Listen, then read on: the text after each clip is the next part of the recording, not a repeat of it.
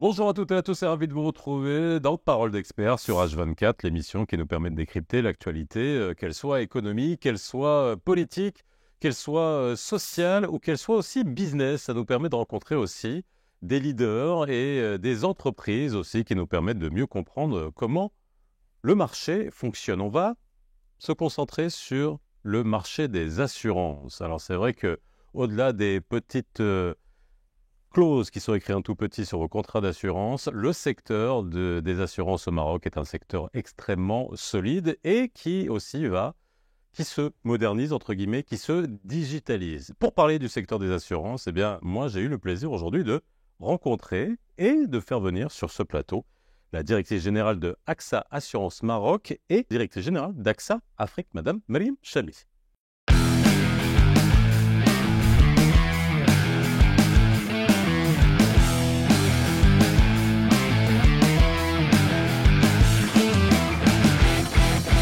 Bonjour Mariam, comment ça va? Bonjour, merci de m'accueillir parmi vous aujourd'hui. Ramadan Mubarak Saïd, à vous et à tous ceux qui nous regardent. Oui, Bekfik, merci d'être avec nous aujourd'hui. Plusieurs titres, parce que, le secteur des assurances, je connais bien, je l'ai bien suivi pendant plusieurs années, mais avant qu'on parle d'assurance, avant qu'on parle de digitalisation dans ce secteur qui est un peu particulier, un peu se concentrer sur le fait que vous êtes, Mariam, et ça il faut le dire, et je le lis parce que c'est important, première femme nommée à la tête d'AXA au Maroc et en Afrique, depuis que le groupe y est installé, et surtout, première dirigeante africaine d'un groupe qui est au CAC 40. Alors, ça j'imagine que c'est une fierté pour vous, pour tous ceux qui vous entourent, en résonance à toute l'actualité, le contexte dans lequel est le Maroc. Comment on arrive à ça? Écoute, très très modestement, je pense que c'est accessible d'abord. Et le premier point de départ, c'est le rêve, l'ambition, avoir l'ambition d'aller loin, prendre des risques, puisque moi j'ai eu un parcours qui est assez atypique. Je n'ai pas fait une boîte, j'ai fait des boîtes. Je n'ai pas fait un secteur, j'ai fait des secteurs. À chaque mouvement, j'ai vu mon entourage me parler de risques, de perdre son emploi, de ne pas réussir l'emploi suivant, etc. Et je pense qu'il faut suivre son ambition et y aller. Le deuxième élément important, c'est d'apprendre à être global. Ce n'est pas quelque chose de simple. Je pense que quand on... C'est quoi? C'est polyvalent? Non, vraiment global. C'est beaucoup plus que de la polyvalence. C'est vraiment de la globalité, savoir travailler avec des gens différents, savoir travailler avec des gens d'origine différentes, avec des gens de culture différentes, avec des gens de profils différents. Et ça s'apprend parce que souvent, on a tendance à rester dans son petit écosystème, qu'il soit son écosystème professionnel, on est dans un secteur, qu'il soit dans son écosystème au sens pays, on est dans un pays, dans un continent. Et on n'a pas souvent l'occasion de s'ouvrir pour aller de l'avant et découvrir autre chose. Et je pense que ça, c'est quelque chose qui est extrêmement important et sur lequel on devrait pousser un peu plus notre jeunesse. Ensuite, un élément important, c'est l'agilité. Une carrière est faite de up et de downs. Il faut savoir être agile. Il faut savoir les lire, les anticiper, les accepter. Surfer, anticiper, surfer, accepter des failures, en fait des échecs, et en faire des points de départ pour de nouvelles réussites. C'est souvent ce qui nous manque. Extrêmement important. C'est souvent ce qui nous manque. Exactement. Pour aller. Et un autre élément qui serait extrêmement important, qui me touche particulièrement en tant que femme, c'est de choisir aussi le bon conjoint et le bon environnement familial qui vous permet d'éclore. Et c'est possible dans un pays musulman et arabe. Et de là, moi, je remercie mon mari. Pourquoi ça ne serait pas possible? Je vous laisse le remercier parce que c'est super important. Je le remercie énormément parce que sans lui, je ne serais pas là où je suis. Je pense qu'un succès professionnel n'est jamais seul. Il se fait aussi par un environnement familial qui accompagne ce succès et qui nous permettent d'aller de l'avant dans ce sens-là. Et il y a des hommes marocains, arabes, musulmans qui veulent nous voir, mesdames, réussir. Il faut les chercher, il y en a. Enfin, on peut inverser le dicton qui dit que derrière chaque grand homme, il y a une femme. Derrière chaque grande femme, il y a un homme, ou il peut y avoir un homme. Exact. Alors, on va parler d'AXA maintenant. Lorsque vous êtes arrivé à la tête de AXA Assurance Maroc, alors c'était quand? Je suis arrivée le 2 mars 2020, accueillie par le Covid. Tiens, voilà. Mhm. On arrive dans l'adversité, on arrive dans une Exactement. période qui est compliquée. C'est souvent là où on se dit, ah bah tiens, soit ça passe, soit ça casse. Exactement. Alors justement, quand on arrive en plein Covid à la tête d'une entreprise comme AXA Assurance Maroc, c'était quoi les chantiers prioritaires? Alors, quand j'ai été recrutée, les chantiers prioritaires étaient la croissance, continuer à se développer, etc. Comme toutes les Mais en entreprises. arrivant même. avec le Covid, Mhm. le chantier prioritaire était la continuité de service. Et à ma grande surprise, j'ai découvert un secteur assurantiel au Maroc qui est resté dans les années 80, alors que d'autres secteurs relativement proches, comme la banque, sont des secteurs qui sont quand même à la pointe de ce qu'on trouve ailleurs dans le monde. Et donc, le premier chantier était d'assurer la continuité de service pendant le Covid. Mais à partir de là, a vraiment démarré pour nous AXAïen. Donc, mon équipe et moi-même, et je les remercie parce que si on en est là aujourd'hui, c'est grâce à l'effort collectif.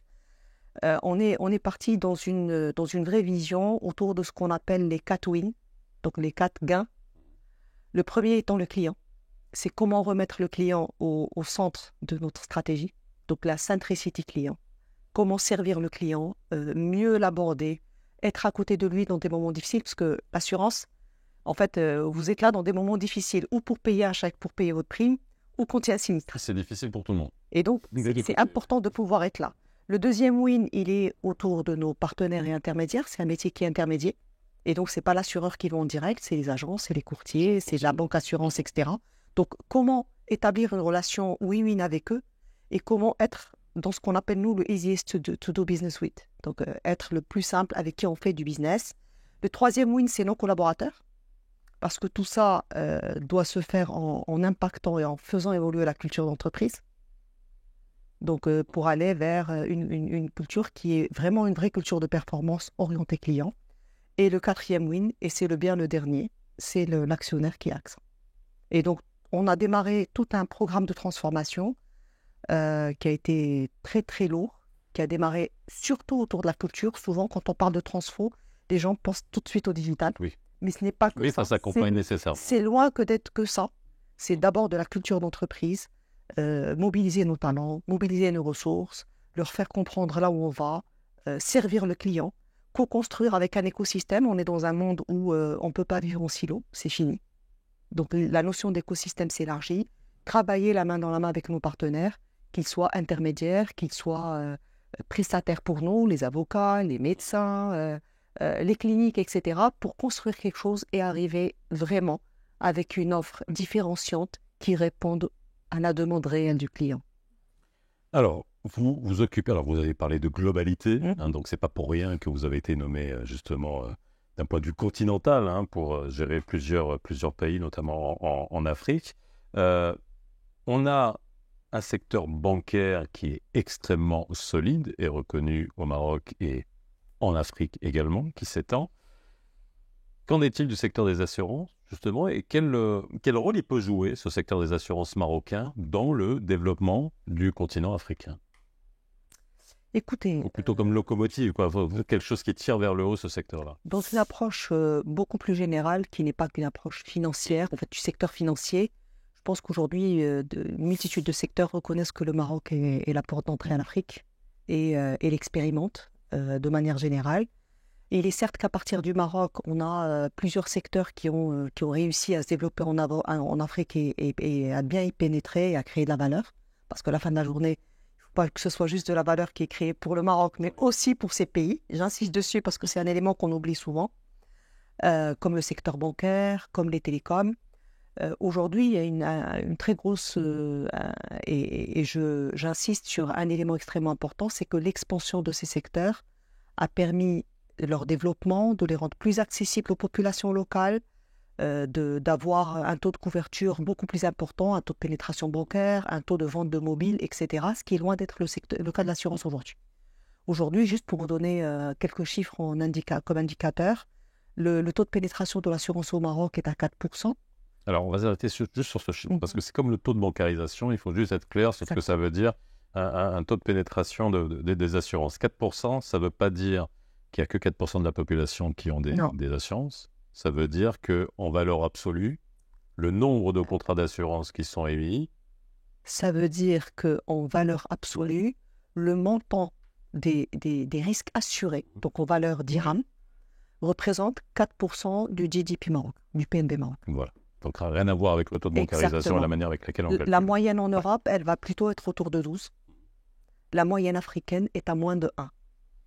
Donc, ça veut dire que non seulement il y a encore beaucoup de potentiel sur le marché marocain lui-même, mais encore beaucoup plus de potentiel en Afrique qu'il faut qu'on réussisse à pousser et à accompagner. Alors ça, c'est important d'essayer de comprendre pourquoi ces taux sont aussi bas, même au Maroc, ils sont extrêmement bas. On a les assurances obligatoires, donc celles-ci, que ce soit l'auto, que ce soit aussi les assurances qui sont liées aux entreprises, que ce soit les assurances qui soient liées à des assurances exploitation, les différentes assurances accidents du travail qui doivent être souscrites par les entreprises, qui sont dans le secteur formel. Pourquoi aujourd'hui d'autres branches, que ce soit la vie, que ce soit l'assurance décès, que ce soit l'assurance habitation, la mutualité habitation, il y a encore des multitudes d'assurances, de types d'assurances, mais qui sont, on va dire, ne charment pas et ne donnent pas envie aux Marocains de s'assurer. Alors, ça, c'est un des premiers sujets que j'essaie de comprendre. Vous savez, j'ai eu la chance en arrivant en assurance de ne pas être assureur. Ouais. C'est une chance, ça donne c'est une un œil grande neuf. chance. Oui. Mais en tout cas, ça nous permet de regarder d'un nouveau prisme. Et j'ai d'abord essayé de comprendre comment ça s'est passé ailleurs. Typiquement aux États-Unis, en Europe, comment ces pays sont arrivés là où ils sont. Et en fait, en réalité, il y a eu 2 drivers qui ont initié ces demandes. Parce qu'en fait, il y a l'offre et la demande, et là, on parle de demande. Pourquoi les gens ne vont pas aller chercher ça? Le premier élément important a été ces assurances obligatoires qui ont fait goûter aux gens ce que c'était que l'assurance. Donc, mettre plusieurs assurances obligatoires qui permettent aux gens de comprendre de quoi il s'agit et ce que ça leur apporte, comment ça les protège, parce qu'à la fin de la journée, on est un filet social. Donc ça, c'était la première étape qui est importante. Quand vous prenez le nombre d'assurances obligatoires en Europe versus ce qu'on a au Maroc, c'est le tiers. C'est-à-dire il y a beaucoup moins d'assurances obligatoires au Maroc qu'en Europe. D'accord. Beaucoup moins. Ensuite, vient l'approche, le deuxième élément important sur lequel ces pays ont travaillé, c'est la sensibilisation. Typiquement, moi, je n'étais pas assureur jusqu'à 2020. Pour moi, l'assurance, c'était payer une facture. Donc, j'allais payer ma facture d'automobile. Et puis, quand il y a un sinistre, j'ai redéfonçonné le mariage. Pour être un peu clair dans le terme. Mais personne ne m'a expliqué qu'en réalité, le secteur de l'assurance est un secteur où quasiment toutes les primes collectées sont repayées en sinistre. Et personne ne m'avait expliqué, même alors que je suis quelqu'un qui travaille, actif, etc., que la réalité, c'est que les assurances ne gagnent pas de l'argent sur le dos des clients. Leur vrai revenu est sur les placements financiers, mais en réalité, c'est limite un filet assurantiel qui permet de protéger ce que nos clients ont de plus valeureux dans leur vie. Ce que vous êtes en train de nous dire, c'est que l'émission de primes couvre, parce que le chiffre d'affaires qui est fait avec les primes couvre les prestations qui sont versées. Quasiment. Et que il y a des années plus hautes, plus bas, etc. Que font les compagnies d'assurance se font sur le placement de l'argent sur des marchés financiers. Exactement. Et donc, l'Europe et les États-Unis ils ont mis des produits obligatoires et ils ont énormément investi à la sensibilisation autour de ce qu'est l'assurance et de pourquoi c'est important pour qu'on puisse l'avoir. Et le troisième élément qui est important, c'est de la rendre accessible. L'accessibilité. Je vous donne un exemple extrêmement simple, et là je ferai le parallèle avec un autre secteur, les télécoms. Les télécoms, on ne vous demande pas de payer votre abonnement téléphonique annuellement. Aujourd'hui, une assurance automobile au Maroc, on vous demande de la payer annuellement. Donc, quand vous avez quelqu'un qui a des revenus réguliers tous les mois, le fait de mensualiser, d'aller vers ce qu'on appelle l'assurance inclusive, qu'elle soit incluse dans un certain nombre de produits qu'il puisse acheter, nous permettrait d'aller dans des taux de pénétration beaucoup plus élevés. Ça, c'est, j'imagine, un message que vous transmettez, parce que ça, c'était une pratique qui existait avant, et puis après, qui a bien sûr été interdite, et beaucoup de courtiers d'argent aussi se plaignaient du fait qu'on ne puisse pas étaler les règlements des primes d'assurance.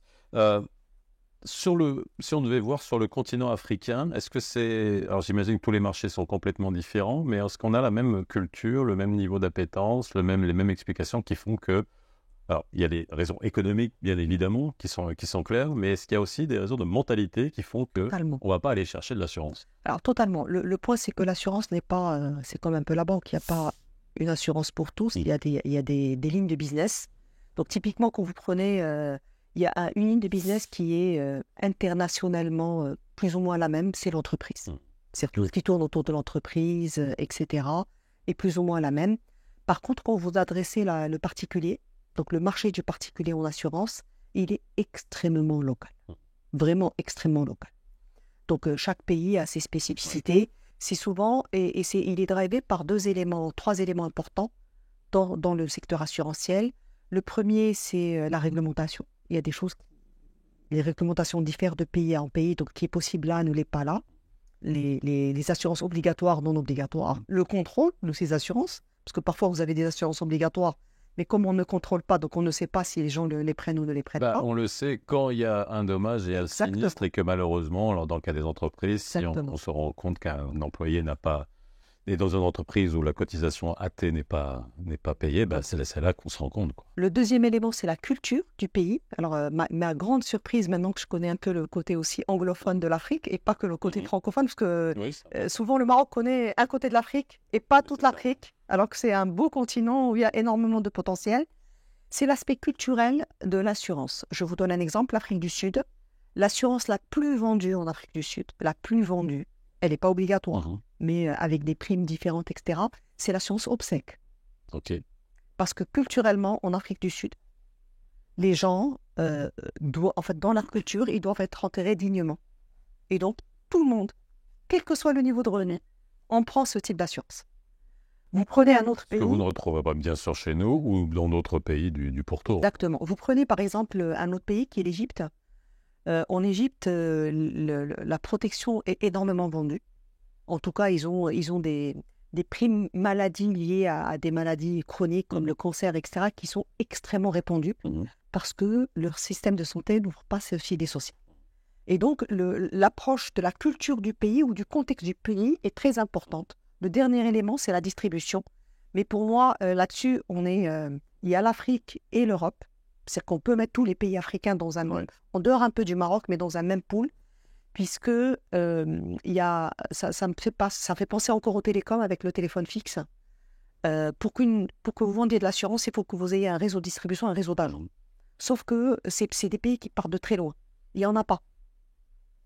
Et donc, le gros challenge de ces pays, au sens retail, c'est est-ce qu'on va passer par l'étape d'où est passée l'Europe, c'est-à-dire les agents physiques, etc., ou est-ce que c'est des modèles qui, à l'image du mobile, vont passer à de la distribution digitale, à de la distribution digitale, ou en tout cas à des canaux de distribution qui sont aujourd'hui enablés par la tech. Alors justement, ça nous fait la transition vers le dernier point que je veux aborder, c'est la digitalisation. Alors la digitalisation, on en a parlé dans tous les secteurs absolument, que ce soit la banque et dans l'assurance. Alors, les gens qui nous regardent aussi peut-être se posent beaucoup de questions. Il y a bien sûr certains acteurs qui ont mis en place des process qui sont en ligne. On peut même parfois, alors dans d'autres pays avec la blockchain, il y a parfois certains contrats qui sont signés complètement directement entre l'expert, la photo qui est prise, etc. Bon, des process de digitalisation qui sont assez incroyables, mais il y a quand même,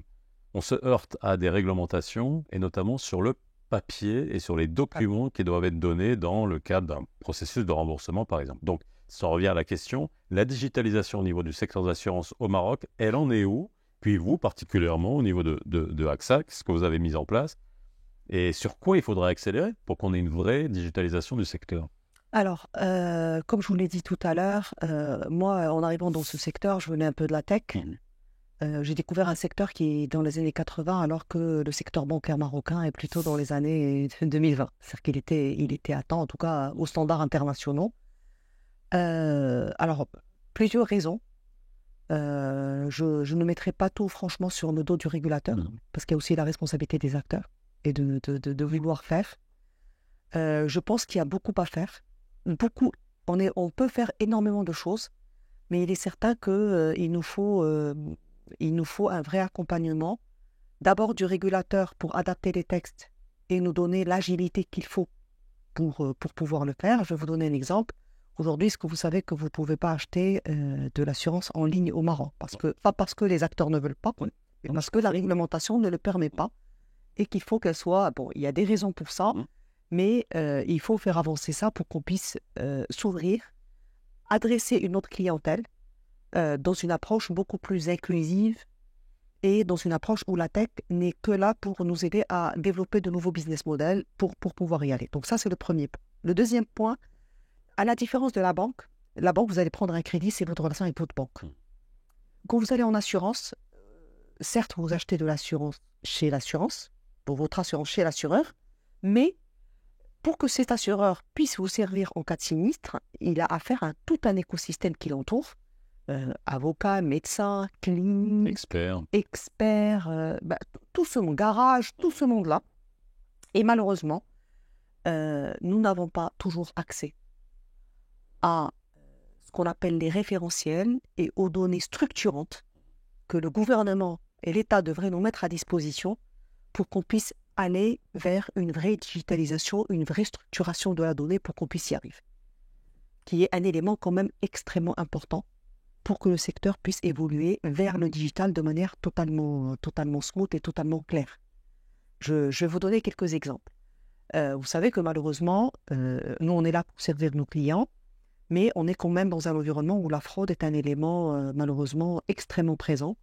Et qui sur tous les marchés. Exactement. Et qui part d'un contexte de crise économique et d'inflation comme celle qu'on vit aujourd'hui, il est beaucoup plus répandu. Donc nous, il est extrêmement important qu'on puisse protéger les clients qui ne fraudent pas. Parce qu'in fine, aujourd'hui, le client qui ne fraude pas paye pour les clients qui fraudent. Oui, alors souvent, lorsque vous avez un délai qui dure très longtemps, c'est souvent parce qu'on veut vérifier absolument tout avant de débloquer le remboursement. Et c'est dû au fait qu'on doit vérifier pas mal de choses sur des systèmes antifraude. Et donc, je pense que en ayant accès aux bases de la NARSA pour contrôler l'existence des véhicules, en ayant accès aux données INPE du corps médical pour pouvoir faire joujou avec la data et détecter les logiques de fraude, c'est quelque chose qui aide le secteur à aller de l'avant de manière structurée. Last but not least, comme vous le savez, Sa Majesté a lancé une dynamique de laquelle on est tous fiers, qui est l'assurance maladie obligatoire. Donc l'assurance maladie obligatoire est un chantier énorme pour le pays où c'est une occasion rêvée pour aller plus loin dans le taux de pénétration d'assurance. Parce qu'une fois que la personne a touché à l'amont, si on arrive à offrir quelque chose au-dessus, c'est important. Le problème, c'est qu'on n'a plus affaire à des milliers, on n'a plus affaire à des centaines de milliers, on a affaire à des millions de citoyens. Donc avec ce million de citoyens, si le digital est la seule solution pour pouvoir leur offrir un produit au bon prix, pour pouvoir l'encaisser de manière séquencée pour qu'ils puissent se le permettre, et pour pouvoir par la suite en prestation, fluidifier la prestation avec la CNSS et servir avec la bonne qualité de service. Merci beaucoup, Aline, d'avoir été avec nous aujourd'hui. Nous avez donné tous ces détails, non seulement sur AXA, sur votre rôle aussi en tant que directrice générale, et surtout sur le futur de ce secteur qui... Allez, j'ai bien entendu vos appels du pied pour qu'on puisse aller un peu plus vite dans ce secteur-là. Merci d'avoir été avec nous encore une fois. Nous, on se retrouve très vite dans Parole d'Expert sur H24 pour un autre épisode. Bye bye.